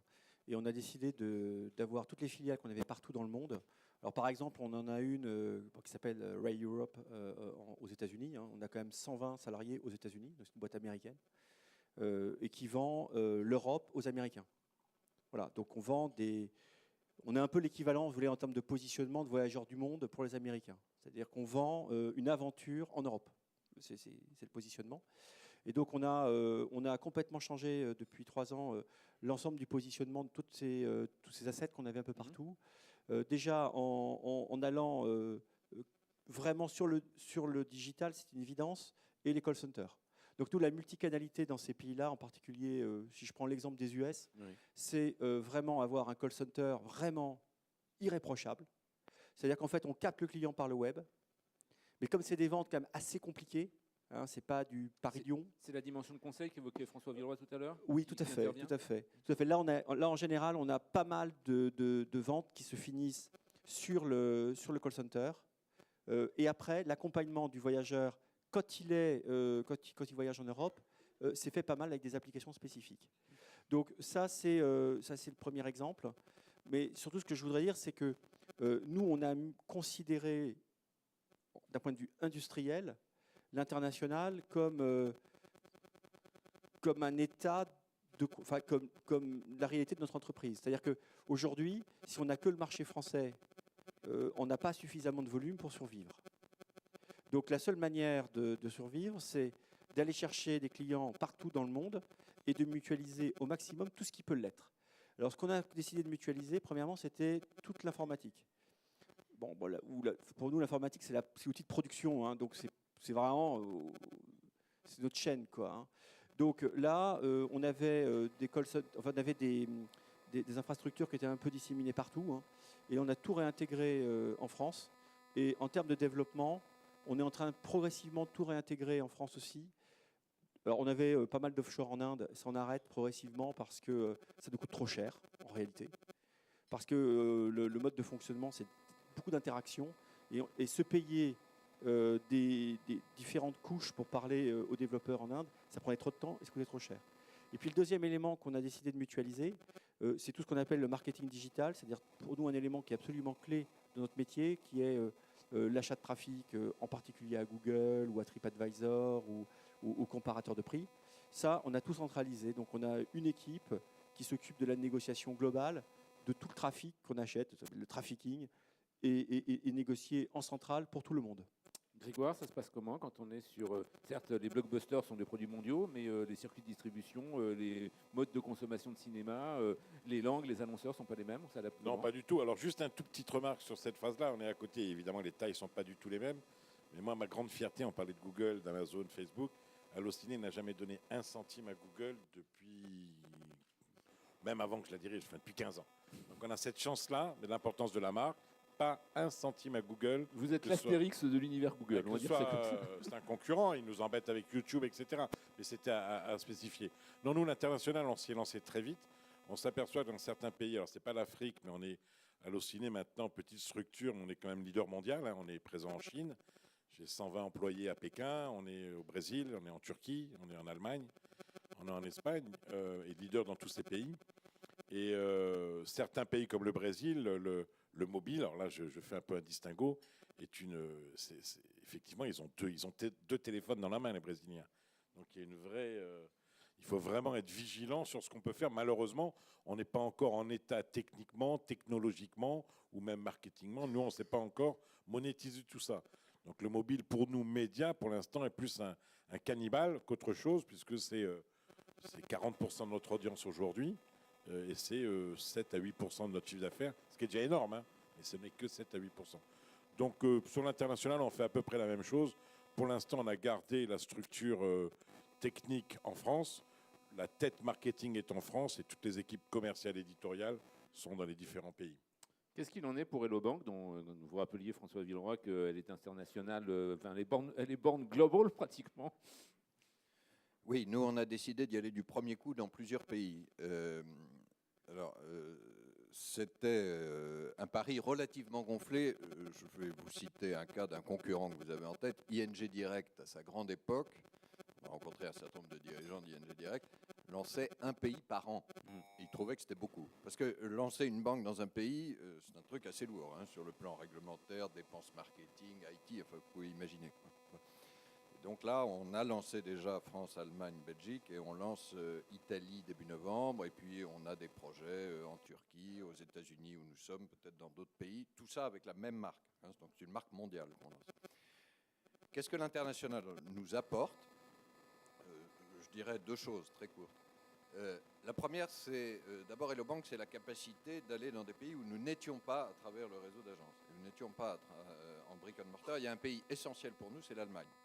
L'Allemagne, c'est la première économie d'Europe, c'est aussi le premier marché des dépôts. C'est un marché où les banques de détail sont plus ou moins innovantes, on va dire ça gentiment. Et nous y étions présents à travers un courtier en ligne qui s'appelle Cortal Consors. Et on transforme ce courtier en ligne en banque en ligne. Et on est extrêmement satisfait du résultat. On a 80 000 nouveaux clients depuis le début de l'année. On a collecté 1,5 milliard de dépôts. Bon, c'est peut-être pour nous la capacité, on va attendre un peu l'expérience allemande, mais d'aller dans des pays où nous ne sommes pas. Et ça révolutionne le métier de la banque parce que la présence d'un parc d'agences était une barrière à l'entrée très forte. Bon. La deuxième chose que l'international nous apporte, et on va retrouver les expériences d'Yves et Grégoire, alors c'est la capacité à mutualiser un certain nombre d'actifs, mais alors surtout à se faire un brainstorming sur des sujets qui bougent aussi vite. Parce que moi, honnêtement, je ne sais pas ce que sera la banque digitale dans 3 ans. La seule chose dont je suis sûr, c'est qu'elle sera différente d'aujourd'hui, parce qu'il y aura d'autres devices et d'autres pratiques. Mais on peut mutualiser à toute allure les meilleures pratiques, les innovations, parce que les choses restent assez différentes d'un pays à l'autre, même si on a la même marque. Et je vous illustre ça par un moment assez fort qu'on a vécu dans la vie de l'entreprise.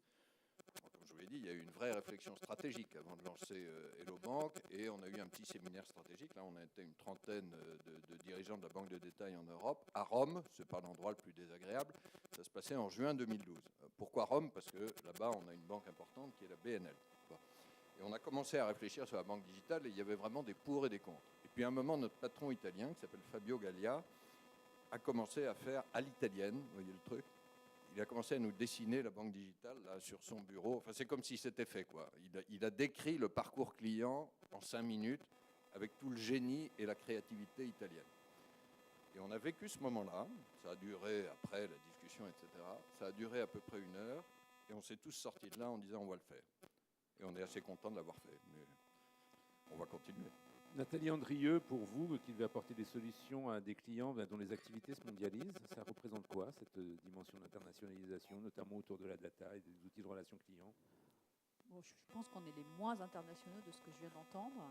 Et en même temps, sur certains aspects, on a des vraies activités. Alors déjà, Mediapost Communication, cette notion de comment je mets en place tous les produits autour de la relation client, donc en passant de la création par la définition de plans promotionnels, la définition de plans de communication qui combinent du off et du on et la mise en place de CRM.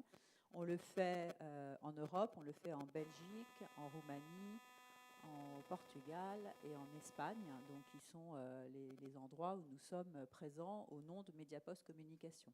Donc des pays qui sont tous en Europe, tous assez proches en matière d'évolution de la communication et d'attente de tout ce qu'on vient de dire autour de la personnalisation, etc. Maintenant, en même temps, il y a une vraie crise en ce moment qui n'aura échappé à personne. Et quand je cite l'Espagne, le Portugal, la Roumanie, il me manque l'Italie et la Grèce, et je pense que j'ai tout bon. Donc, on est dans une activité difficile sur l'international. Par contre, quelque chose qui marche bien, c'est ce que j'ai dit tout à l'heure autour de Google et de Facebook, c'est tout ce qui est courrier international, où là, vraiment, on a des acteurs qui ont besoin de pouvoir communiquer dans tous les pays. Et là, on a une filiale sur le courrier international qui marche très bien. Et c'est celle-là qui a comme client Google et Facebook en numéro 1, parce que c'est des gens qui communiquent énormément. Parce que ce que je vous l'ai pas dit tout à l'heure, mais qui est important, c'est que les internautes, les vrais internautes, sont ceux qui achètent sur Internet, sont ceux qui finalement ont le plus de courriers physiques. Donc là aussi, ce multicanal, donc parce qu'ils reçoivent beaucoup de colis, mais ils reçoivent aussi beaucoup de courriers, et ils en émettent aussi. Donc voilà, il y a cette logique-là qui est très forte chez nous. Et dernier point, comme on veut aussi être dans cette logique multicanal très forte et de connexion permanente, vous pouvez, à partir d'un site Internet, envoyer un courrier là où vous voulez. Et il sera rematérialisé, il sera timbré et il sera adressé dans le pays que vous voulez. Parce qu'effectivement, Internet, de ce point de vue, n'a pas de frontières. Alain Lévy, est-ce qu'il y a des pratiques meilleures que d'autres dans la manière de gérer l'international? Est-ce que c'est d'avoir le développement, la plateforme technique stratégique dans le pays d'origine de l'entreprise? C'est au contraire de l'atomiser? Ça dépend du business, ça dépend de l'importance du facteur interculturel dans la stratégie de l'entreprise. Qu'est-ce que vous observez? Je peux parler déjà de notre entreprise. Nous, on est par essence, donc on est une entreprise technologique avec des concurrents qui sont souvent des Américains, donc la notion de développement international est fondamentale. Donc on est aujourd'hui présent sur 7 pays et l'international, depuis cette année, représente 55% de notre chiffre d'affaires. Donc on a réussi notre développement international. Les leviers pour les entreprises. Alors ensuite, ça dépend un peu du type d'entreprise. Quand on est une entreprise techno, évidemment, on a intérêt à mettre le paquet sur un centre de développement et ensuite avoir du levier en créant des leviers internationaux. La problématique data est une problématique internationale. En général, il y a peu d'initiatives locales. C'est-à-dire que lorsqu'un groupe décide de mettre en œuvre une stratégie data, il va avoir, bien sûr, des initiatives au niveau du média, etc. Mais quand on rentre dans la notion de stratégie d'entreprise, ça devient des questions qui deviennent internationales. Donc il faut pouvoir répondre également de manière internationale. Donc je pense que ça va être très rapidement des notions qui vont être des notions, un, stratégiques et deux, internationales. Ça pose la question de la notion de vie privée. Parce que la vie privée et les réglementations ne sont pas uniformes d'un pays à l'autre. Et donc, il faut être capable de gérer ces différences qui sont notables, hein, parce qu'on parlait de la question des banques tout à l'heure. Et aux États-Unis, la pratique, il y a des sociétés qui dealent avec les banques pour récupérer les informations sur les cartes de crédit, qui font des analytics là-dessus et qui vont vendre ensuite ces informations aux distributeurs. Bon, je ne sais pas si ça préfigure de ce qui va arriver en Europe, mais ça doit être évidemment extrêmement encadré. Un peu plus encadré, effectivement. Avant peut-être quelques minutes d'échange avec la salle, j'ai une dernière question à vous poser les uns et les autres. On voit bien la complexité, la multiplicité des défis qui sont à relever. Donc il y a des choix stratégiques à faire, il y a des investissements à faire. Quels sont les investissements à ne surtout pas sous-évaluer ? C'est le recrutement des talents, c'est la recherche de partenariats, c'est l'intelligence économique, c'est la fiabilité, la performance, la confidentialité des solutions technologiques. Tout mon général. Ouais, la formation. Aujourd'hui, c'est vraiment le sujet. Oui, le digital, il n'est pas réservé à quelques sachants dans l'entreprise. Si on veut réussir la mutation, il faut que tout le monde soit à bord. Nathalie, peut-être un point de vue là-dessus ? La même chose ? Exactement la même chose, parce que c'est pour ça que je disais tout à l'heure qu'on met le garage dans la maison et qu'on peut plus aujourd'hui, on n'est plus à un moment donné où on se connecte à Internet et où ça pouvait être à l'extérieur pour être rapatrié après à l'intérieur. Et c'est pour ça que tout ce qu'on fait, on le fait le plus possible comme Factéo, en mettant les facteurs derrière l'outil, en disant qu'est-ce que vous voulez. Et pareil pour les guichetiers, c'est-à-dire qu'il faut vraiment qu'on embarque tout le monde avec nous dès le départ. Et c'est forcément un des enjeux importants, surtout à la Poste avec le nombre de personnes que ça concerne. Juste pour illustrer ça, juste vous donner un exemple en une seconde, et ça m'a beaucoup frappé. La régie de Lagardère récemment nous a contactés en disant on a cette problématique, on veut former tout le monde. Et on ne veut pas une boîte de conseil, on veut des acteurs. Est-ce que vous êtes d'accord pour former toutes nos équipes ? Bon, on a dit, nous, ce n'est absolument pas notre métier, mais en même temps, on a trouvé l'initiative tellement brillante et tellement originale qu'on l'a fait. Et tous les cadres de l'entreprise ont été formés. On a terminé, c'était formidable. François Villeroy de Gallo, dans l'univers de complexité multiple qui est Non, je crois que c'est tout ce que vous avez dit, plus dans notre cas, une dépense très importante qui est la dépense de marque. C'est-à-dire pour installer une nouvelle marque, ce qui m'amène à une réflexion, je vais enfoncer une porte ouverte, mais elles sont quelquefois utiles. Je crois qu'une des caractéristiques des investissements dans le domaine digital, c'est que la part des coûts fixes est très importante. Et que vos investissements sont relativement peu sensibles au volume. Bon, il faut en tenir compte dans le business model il faut être prêt, même dans des temps difficiles, exigeants, comme on en vit tous dans nos entreprises. Voilà, il faut être prêt à sanctuariser, ça c'est un des engagements extrêmement importants de la direction générale de l'entreprise. En disant, voilà, moi j'accepte de mettre un certain ticket fixe pour réussir. Ça ne veut pas dire que je ne vais pas suivre les résultats d'assez près dès les premiers mois, on le fait, mais c'est une caractéristique forte. Si vous y allez, il faut mettre le paquet. Vous ne pouvez pas proportionner à l'évolution de votre business au début, ce n'est pas vrai. Yves Tirode. Non, mais je ne vais rien ajouter de neuf. Je pense qu'un petit point quand même autour de la satisfaction client pour quand même que le trafic continue à croître. Et puis le dernier point, c'est sur les talents. Ouais. Vous pouvez repasser, désolé. Vous pouvez repasser une couche, Grégoire. Je pense qu'on n'en dira jamais. Talents, on en ça bouge.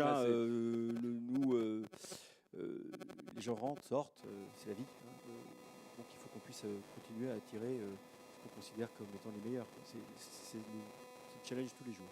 Et vous, Grégoire, c'est ça, c'est trouver du carburant pour c'est plus que jamais dans ce monde, comme tout le monde dit, complexe et compliqué. Et je pense que c'est les talents. Enfin, moi, Et j'ai la chance, là on vient d'être racheté par un groupe et le nouvel actionnaire, son premier message, ça a été mais flamber sur les talents.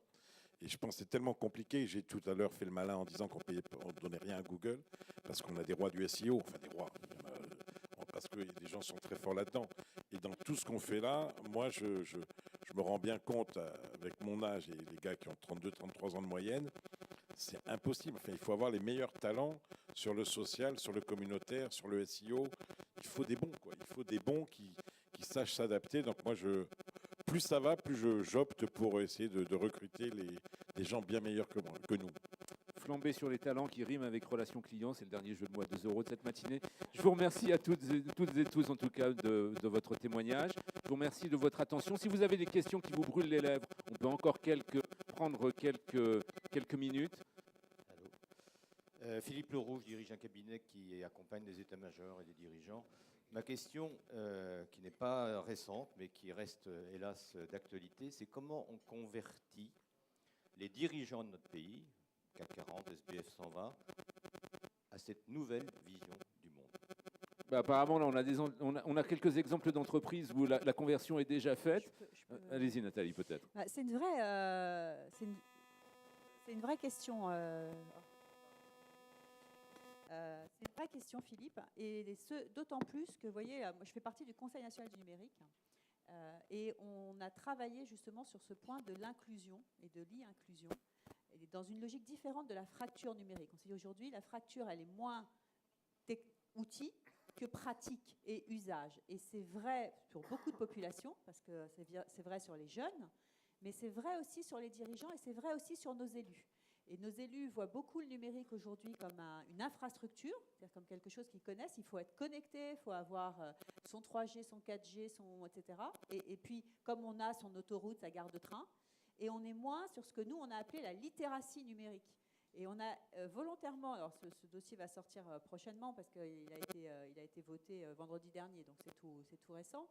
On a volontairement utilisé le terme de littératie, qui est un terme compliqué, et il est compliqué parce qu'on veut qu'il interpelle. Ça veut dire quoi, littératie? Voilà, et c'est pour ça qu'on a utilisé ce terme. Et ce terme de littératie, on pourrait le simplifier par alphabétisation, c'est-à-dire connaître l'alpha et le AB, comme on connaît tous l'alphabet, comme on sait tous écrire, comme on sait tous lire, mais au fond, on n'est pas forcément des littéraires et des Proust dans l'âme capables d'écrire des romans. Mais on a cette information de base qui manque à nos dirigeants, qui manque à nos décideurs. Et ça passera par une formation. Et moi, je salue l'exemple que vous avez cité sur Lagardère, parce que je pense que c'est quelque chose au top management qui doit se faire. Et en parlant, nous, avec la Poste, avec le comité exécutif de la Poste, suite à ce travail sur la littératie numérique, il m'a dit, écoute Nathalie, c'est super, moi voilà, tout le COMEX de la Poste, on prend 3 jours et on fait ça. Et j'ai envie, dans ces 3 jours, alors, je ne sais pas si je le ferai, mais j'ai envie de leur faire de la programmation. Ouais, j'ai envie comme je pense que c'est très utile qu'on intègre, c'est pas tellement parce qu'ils vont programmer demain, et puis de toute façon les programmes et les langages évoluent tellement vite que ça n'aurait pas de sens.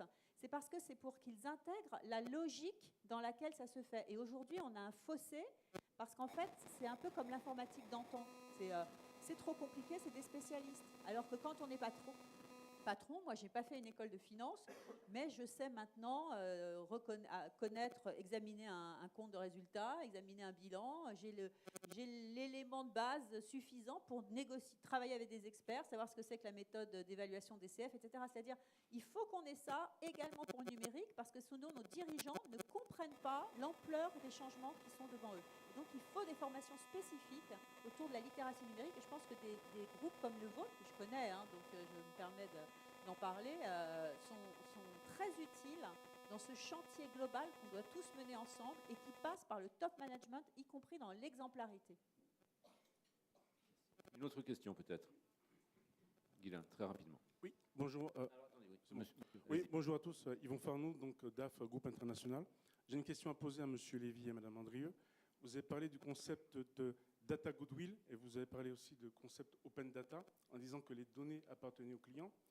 Comment mettre en place une stratégie efficace au niveau des clients à partir de ces deux antagonismes? Parce que, sachant que les données appartiennent à ceux qui les exploitent. Parce que vous avez parlé de Apple, mais la marque Apple, le goodwill Apple appartient à Apple. Et comment mettre en place une stratégie avec les données qui appartiennent aux clients et à la fois le futur, le data goodwill?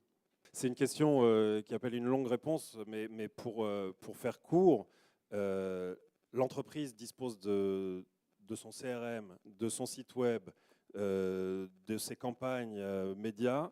Tout ça, c'est des sources de données pour l'entreprise. Elle dispose aussi de sources de données extérieures, et c'est en combinant tout ça qu'on arrive à créer une stratégie data. On peut tout à fait construire cette stratégie data autour de données qui, au bout du compte, appartiennent aux consommateurs, mais qu'on peut exploiter selon un cadre qui doit être clair. Quand on est sur des données individuelles, il y a une législation propre. Quand on est sur des données anonymes, cookies, etc., il y a un autre type de législation. Ces deux législations vont se rencontrer à un moment. Mais voilà, c'est autour de ça qu'il faut travailler. Et quant aux dirigeants du CAC 40, je pense qu'il y a le darwinisme aussi qui va s'occuper de régler la formation des dirigeants. Il est assez efficace, on en a déjà eu la preuve. Nathalie, très rapidement, un élément de réponse, mais très vite. Très vite. Moi, je pense qu'il y a différentes natures de données. Il y a les natures des clients. Ça, effectivement, on ne va pas les ouvrir dans le sens où on est en open, puisqu'il y a beaucoup de choses et beaucoup de règles qu'on respecte. Mais il y a aussi des données de l'entreprise qui peuvent être ouvertes. Et puis, il y a les données collectées par l'entreprise qui peuvent aussi avoir une information pour le client. Je pense que sur ces trois données, enfin sur ces trois types de données, on peut avoir des stratégies différentes. L'open data sur les données qui appartiennent à la Poste, ça m'appartient. Je veux dire, l'ouverture des bureaux de poste, ça m'appartient. Ça appartient à la Poste. L'ouverture des bureaux de poste, etc., etc. Il y a des informations qui intéressent les gens. Les données collectées pour pouvoir traquer un courrier et pouvoir savoir exactement où il en est et pouvoir donner cette information au client pour qu'il puisse suivre son courrier et dire voilà, il en est là, mais au fait, j'ai changé d'adresse, j'aimerais bien qu'il n'arrive pas chez moi pour repartir après sur mon lieu de vacances. On a aujourd'hui la capacité de le traquer avant qu'il arrive sur son lieu de vacances pour pouvoir directement le détourner. Donc là, vous voyez, c'est aussi des datas qu'on peut donner à disposition du client pour agir sur le client. Et enfin, les datas collectées, on a des bureaux de poste, on a des facteurs qui se déplacent. Donc là aussi, il y a peut-être des datas qu'on peut collecter et qui peuvent servir la communauté complète. On parlait tout à l'heure de Waze, qui est effectivement une application incroyable, mais pouvoir remonter tout ce qui se passe sur le terrain par des clients, par des gens qui sont sur le terrain aujourd'hui, c'est aussi des données qui peuvent devenir publiques. Donc c'est différents types de données. Je ne pense pas qu'on puisse justement parler de data et d'avoir une stratégie globale. Il faut qu'on le dissocie selon la nature de la donnée. Le temps peut-être pour une ultime question. Moi, ce qui m'a beaucoup interrogé, c'est la confidentialité, voire un peu l'espionnite. C'est-à-dire que c'est fabuleux, vos systèmes. C'est vrai que quand Guillaume Pépi dit « moi, je ne vais plus de gare en gare, mais je vais du point d'arrivée au point de départ », moi, je m'interroge aujourd'hui, dans quelle mesure les données que vous avez récupérées, vous les utilisez d'une façon un peu à me surveiller. Voilà mon commentaire. Yves Thiraud, je sais que la question de la confidentialité des données est un sujet qui vous est cher et sur lequel vous êtes très vigilant et vous êtes sensible justement aux différences qui peuvent exister d'un pays à l'autre. Peut-être qu'un Non, mais nous, on est. Alors, je ne parlerai pas pour la SNCF parce que je ne suis pas habilité à le faire, mais pour voyagesncf.com, qui est une agence de voyage, notre métier, c'est un commerçant. Un commerçant, ses fondamentaux, c'est la confiance de ses clients.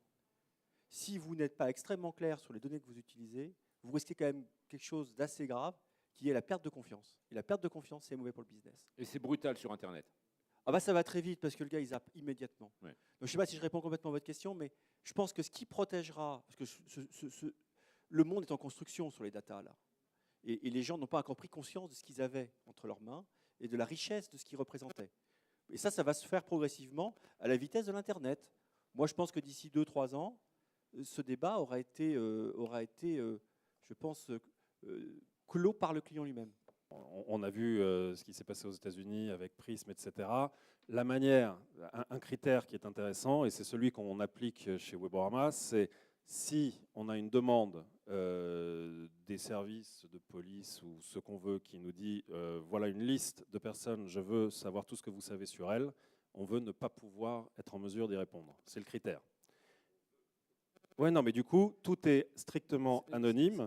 Et nous, on n'a aucun moyen de faire ça. C'est-à-dire qu'on n'a pas d'adresse email, on n'a pas d'informations individuelles. Quand on joue avec les deux, c'est plus compliqué. Bon. C'est un critère. François Villeroy de Gallo. Oui, deux réflexions très rapides. La première, c'est en souriant, nous n'avons pas forcément le même jugement que nos enfants là-dessus. Je pense qu'on a tous eu des discussions avec nos enfants sur ce qu'ils mettaient sur Facebook. Je suis absolument fasciné.